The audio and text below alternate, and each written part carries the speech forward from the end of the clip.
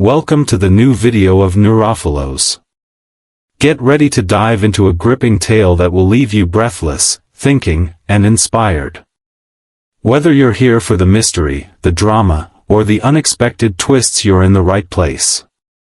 Make sure to hit that like button, drop a comment, and subscribe so you never miss another powerful story. Let's begin. Who's really making your choices? Stop for a moment and look honestly at your life. The road you've walked, the people you trust, the work you do, are these truly your own choices? Or are they choices that feel like yours because something beneath the surface decided long before you were aware? Most of us like to think we steer our destiny with logic and willpower. But Carl Jung suggested that much of what we call the self is a finely built facade, a public mask crafted to hide the fact that we're moved by unseen hands within our own psyche.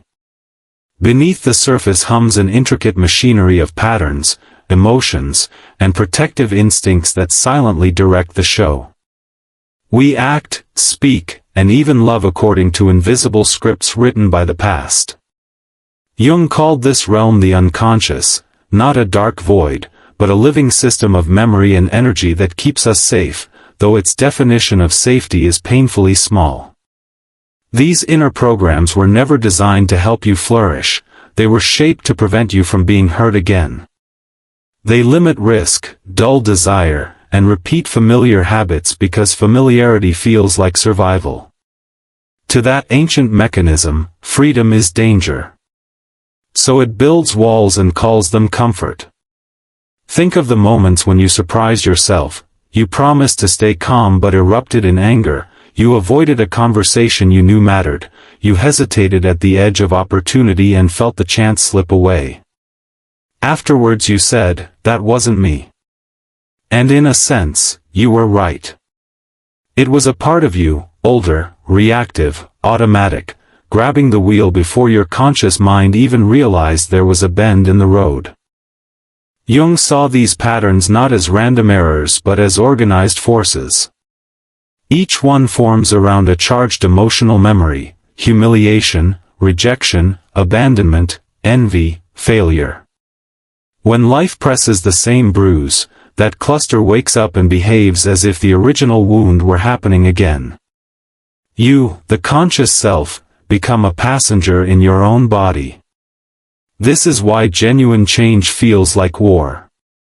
When you try to alter a habit or rewrite a reaction, you're not just resisting laziness, you're defying an ancient protector whose sole mission is to keep things exactly as they've always been. The unconscious whispers, "Stay where it's safe. Don't risk the unknown." And often, without noticing, you obey. So who is actually making your decisions? Family, culture, and society certainly leave fingerprints, but Jung pointed deeper, to something intimate and internal. He believed we are populated by autonomous complexes, small psychological entities that have their own motives and emotions. They don't ask permission, they simply act. When one takes over, you might feel an abrupt shift, a tightening in the chest, a change in tone, a rush of anger or fear that feels disproportionate to the situation. That's a signal, an inner program has seized control. These complexes work together like a hidden committee running the house while you stand at the doorway believing you're in charge. They feed one another's stories and reinforce the boundaries that keep you confined.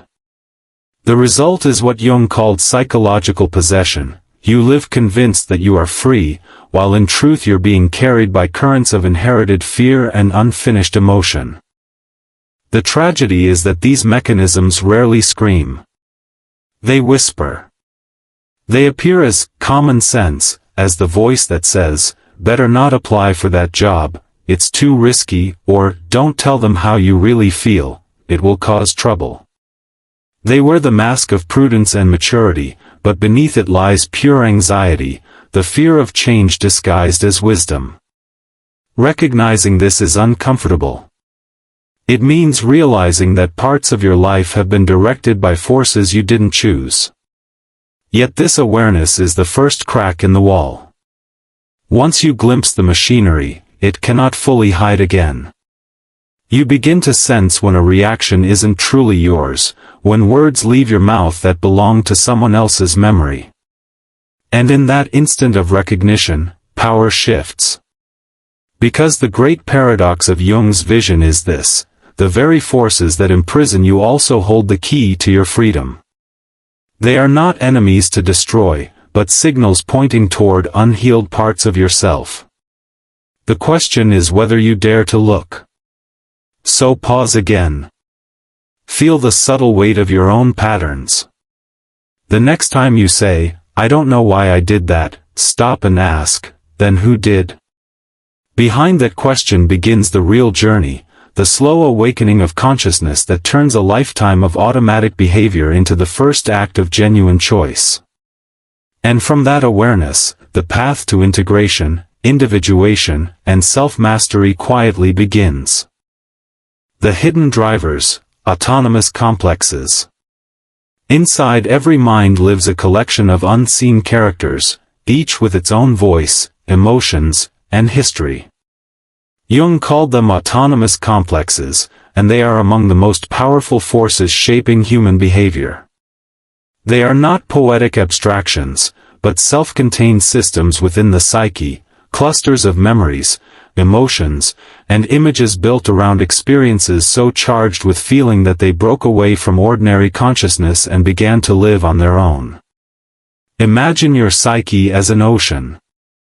The surface, the conscious mind, is calm, rational, and aware.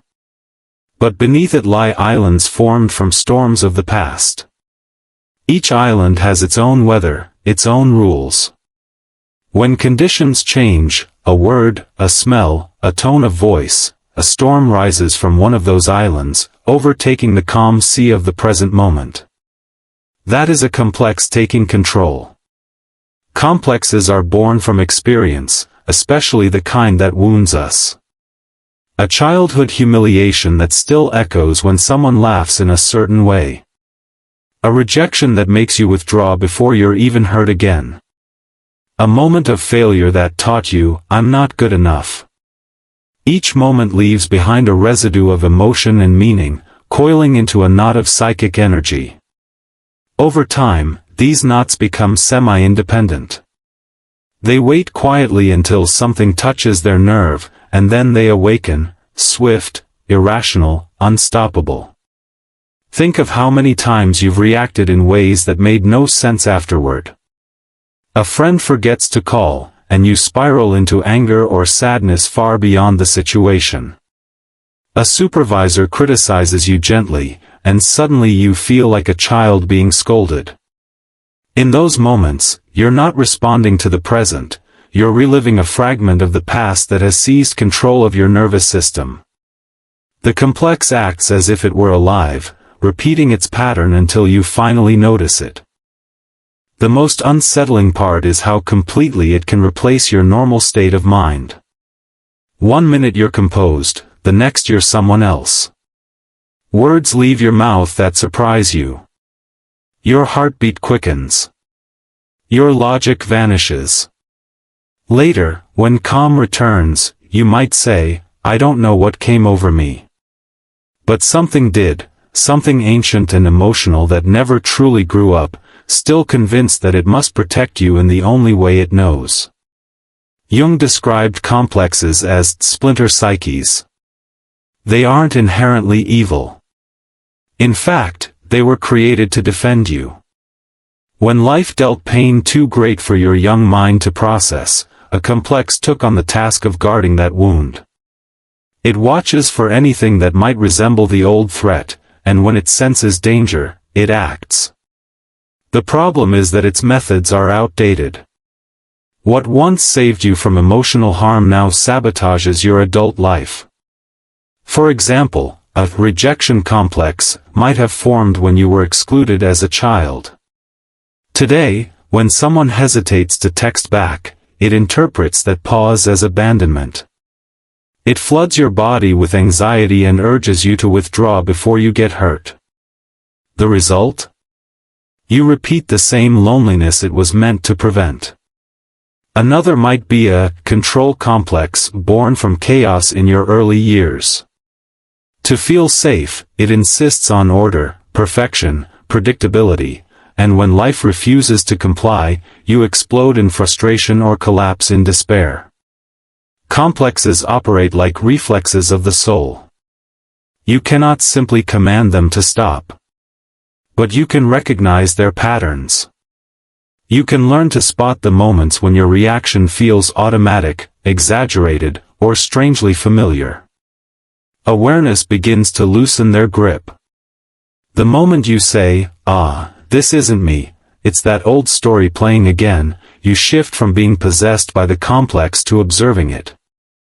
And yet, awareness alone is not enough. Jung emphasized that complexes carry valuable energy. Within every one lies a fragment of the self, a spark of potential that froze the day it was wounded. When you acknowledge and integrate it, you reclaim that energy. The rage becomes assertiveness. The fear becomes discernment.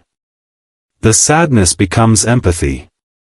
Integration is not destroying the complex, but befriending it, understanding what it protects, and teaching it that you no longer need the same armor. But be warned, the moment you start doing this inner work, the complexes will fight back. They thrive on repetition, on keeping the familiar intact. When they sense that consciousness is observing them, they often react more strongly, triggering old emotions with renewed force. This is not failure, it is proof that you've touched something real. So the task is patience. Each time you feel hijacked by emotion, ask, who within me just spoke? What memory, what fear, what desire did this awaken? Don't rush to judge or suppress it. Just observe. That quiet act of noticing is the first step toward integration. Because every complex, no matter how disruptive, carries within it the same hidden message, see me. Hear me. I'm still here. And once you begin to listen, not with fear but with curiosity, you discover that these forces are not enemies to be exorcised, but lost children of your own psyche waiting to be brought home. The fear of becoming who you are. Among all the invisible barriers within the human psyche, none is as deceptive, or as powerful, as the fear of becoming yourself. Jung called the process of becoming whole individuation, the lifelong path of integrating the conscious and unconscious parts of the mind until you live as an authentic, unified being. Yet, he also warned that few people dare to walk that road. The resistance to individuation is not an external obstacle, it's an internal defense system disguised as caution, logic, or common sense. From early childhood, we are trained to conform. We learn to be polite, to fit in, to avoid standing out too much. The lessons begin with simple instructions: don't be loud. Don't be strange. Don't make people uncomfortable. But behind those polite corrections hides a deeper message: don't be fully yourself. Slowly, you construct an identity designed not for truth but for acceptance. Family, school, religion, and society collaborate to mold you into something predictable, safe, and easy to manage. This is how the ego, the social self, takes shape. And yet, buried beneath that conditioning lives a wild, authentic force, the self, as Jung called it. The self is not polite, convenient, or easily explained. It seeks expression, not approval. It doesn't ask permission to grow, create, love, or change. But the moment this deeper part of you starts to awaken, another part, the inner guardian of safety, rings an alarm. It whispers, be careful. You're making a mistake. Stay where it's safe. That's how fear disguises itself as prudence. It tells you that the timing isn't right, that it's too risky to leave that job, too dangerous to end that relationship, too impractical to chase that dream. It doesn't scream, it reasons. And because the arguments sound sensible, you believe them. You tell yourself you're being realistic. But what you're really doing is protecting an identity that feels stable, even if it's suffocating. This fear is the silent warden of your psychological prison. Its goal isn't to destroy you, it wants to preserve you. It learned long ago that standing out could mean rejection, that honesty could invite ridicule, that vulnerability could end in pain. So it repeats its mantra, better the known misery than the unknown freedom. And most people, without realizing it, agree. Think about how often you've stayed in situations that drained your soul because leaving seemed terrifying. Think about how many dreams you've postponed waiting for the right time that never came. These are not coincidences, they are symptoms of the unconscious fear of individuation. The self calls you forward, but the old identity clings to the walls of its cell, terrified of disappearing. Jung noticed that society itself reinforces this fear. Systems of education, religion, and work all reward conformity. They tell you that a good life means following the map already drawn, get the degree, earn the money, build the family, keep the peace. These milestones can give meaning, but they can also become traps. When you live only to fulfill collective expectations, your life becomes a script written by others. You perform your role convincingly, even beautifully, but deep inside, something knows it's acting. Over time, the cost of this performance becomes unbearable. A faint inner ache starts to appear during quiet moments, when you wake in the night or stare out of a window too long. It's the ache of unlived life, of potential suffocating under politeness. You tell yourself you're grateful, that you have no reason to complain. But gratitude doesn't erase emptiness. The soul doesn't want comfort, it wants truth. To begin individuation is to answer that ache. It means saying, something in me must grow, even if it costs me the approval of others. It means risking misunderstanding, risking solitude, and risking the collapse of your old self-image. But beyond that collapse lies a deeper peace, the calm that comes when your inner and outer lives finally match. Of course, the mind will resist. It will invent excuses, distractions, and false urgencies. It will flood you with anxiety the moment you try to change.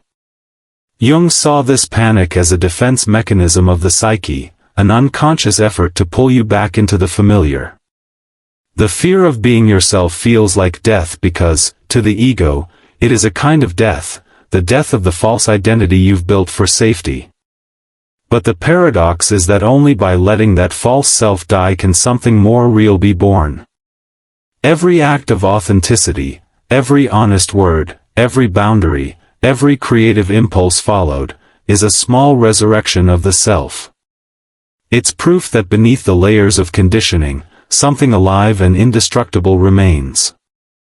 So when you feel that quiet terror rise as you move toward change, pause. Don't fight it. Recognize it for what it is, the voice of an old guardian doing its job. Thank it for protecting you, and then walk past it anyway. Because beyond that fear lies the only freedom worth having, the freedom of being wholly, unapologetically yourself. The mask that becomes a cell. To survive in society, every human being learns the art of disguise.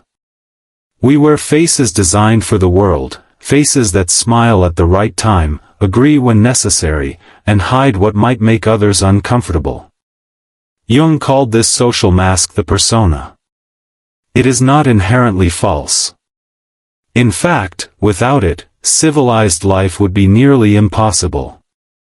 The persona is the interface between your inner world and society's expectations, a kind of psychological clothing that lets you function, cooperate, and be understood. But over time, the mask begins to mold to the skin. You forget where it ends and you begin. What started as a useful adaptation quietly transforms into imprisonment. The world sees only the role, and eventually, so do you. The polite worker, the dependable friend, the dutiful child, each persona becomes a costume you forget to take off. The persona's creation begins early. As children, we sense which parts of ourselves are rewarded and which are punished. The obedient child receives love, the rebellious one receives silence or scorn. So we adjust. We learn that some emotions are bad, anger, jealousy, fear, and others, good, calm, kindness, cheerfulness. Slowly, we exile pieces of ourselves to maintain belonging. The cost of this acceptance is authenticity. By adulthood, the mask has fused to the face. We move through the world performing versions of ourselves, the professional voice at work, the courteous friend at dinner, the partner who hides pain to keep peace. Each version is functional, but every one distances us a little further from the living core of who we are. Eventually, the performance becomes exhausting, though we may not know why. The danger of the persona lies in identification. When you believe you are the role you play, the real self, messy, emotional, complex, fades into shadow. You no longer act, you perform. You no longer feel, you manage impressions. The result is a subtle emptiness, a sense that life is happening through you, not from you. You wake up one day and realize you've been successful, admired, even loved, yet feel strangely unknown. That emptiness is not depression, it is homesickness for the self you left behind. But escaping this cell is terrifying. Because the persona has been your armor, your survival strategy. Without it, who are you? What would happen if you spoke your truth, if you let your real emotions show? The mind warns of catastrophe, rejection, loss, humiliation. And so you keep the mask on, convincing yourself that this is maturity, professionalism, or strength. Jung warned that the longer the persona dominates, the more pressure builds in the unconscious. The disowned parts of you, the anger, the grief, the wild creativity, form what he called the shadow. The shadow does not disappear, it waits. It leaks through sarcasm, resentment, or sudden emotional outbursts that feel unlike you. Each leak is a message from the buried self, I still exist. Yet society often rewards the mask. Those who conform are praised as stable and reliable. Those who drop their masks are labeled impulsive, emotional, or strange. So the prison is maintained not only by fear but by applause. The better you perform, the tighter the chains become. Success reinforces the illusion that the mask works. You keep smiling while a silent voice within you whispers, "This isn't me." Eventually, something cracks. A crisis, burnout, heartbreak, loss, shatters the persona's surface. The performance stops working. You can no longer pretend that the life you built matches the truth inside you. This collapse, painful as it is, marks the beginning of freedom. Jung believed that the breakdown of the persona is not a failure but a necessary initiation. The mask must fracture for the real face to emerge. But the moment of exposure is frightening. When the persona falls, you feel naked before the world. Without your old defenses, your true thoughts and emotions surface raw and unfiltered. You may cry easily, feel anger that surprises you, or lose interest in goals that once defined you. Friends and colleagues might not understand. They may say, "You've changed." And they'll be right, you're no longer performing for them. This is the stage Jung described as the confrontation with the shadow. You meet the parts of yourself you hid behind the persona's polished smile. The task now is not to destroy the mask, but to wear it consciously, to know when it serves you and when it silences you. The persona's prison door is unlocked the moment you realize it's a door. You can walk out, but you must leave behind the comfort of others' approval. True freedom begins when you allow the world to see more than your well-rehearsed face. To remove the mask is to risk rejection, yes, but it's also to reclaim breath, voice, and authenticity. The choice lies before everyone, to keep polishing the cell until it gleams, or to step into the unknown air of a life that finally belongs to you. Breaking the cycle. By now, the three inner forces Jung described, autonomous complexes, resistance to individuation, and the prison of the persona, have taken their full shape. Together they form an invisible architecture of control, a system that quietly governs thoughts, reactions, and choices while convincing you that you are free. Breaking this cycle is not about defeating these forces, it is about seeing them. Awareness, Jung said, is the light that dissolves illusion. The first step is radical observation, a kind of inner vigilance that watches without judgment. Most people reflect after a reaction, they regret the anger, the withdrawal, the impulsive words. But Jung taught that transformation begins when you catch the process while it happens. When you feel your chest tighten or your voice sharpen, pause. Ask yourself, who in me is speaking right now? That question alone can interrupt the spell of the complex. You begin to sense the difference between the conscious I and the reactive it. The moment you can observe, you are no longer possessed. Observation, however, demands humility. It's uncomfortable to realize how mechanical you can be, how often you act out of old fear instead of conscious will. Yet that discomfort is sacred, it marks the birth of awareness. Each time you witness a reaction rather than justify it, the unconscious loses a little of its grip. It's like turning on a light in a dark corridor, the monsters shrink not because you fight them, but because you see them. The second step is confrontation with compassion. Once you've spotted the pattern, you must face what fuels it. The instinct is to condemn yourself, I'm so weak, so jealous, so afraid. But judgment only strengthens the complex, feeding it with shame. Instead, approach it as you would a frightened child. Ask, what are you trying to protect me from feeling?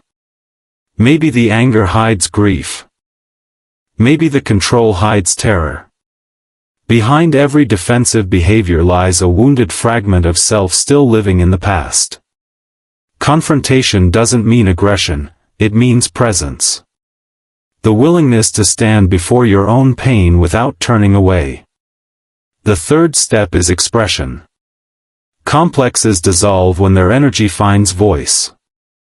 Jung often recommended active imagination, a dialogue between the conscious mind and the unconscious image. You can write, draw, or simply sit in reflection, giving shape to what emerges. The goal isn't art, it's communication. By expressing what was once buried, you invite integration. Dreams, too, become allies in this process. They reveal symbols that the waking mind ignores, doors, oceans, strangers, shadows. Each carries a message from the depths, pointing toward something unseen that wants recognition. Alongside expression comes responsibility, the fourth and perhaps most vital step. Awareness is meaningless without action. Once you see your patterns, you can no longer pretend they control you. You cannot keep blaming parents, partners, or fate. To become conscious is to accept ownership of your life. It doesn't mean blaming yourself for the past, it means realizing that every new moment offers choice. You are no longer the child reacting, you are the adult deciding. Still, liberation doesn't arrive in one grand revelation.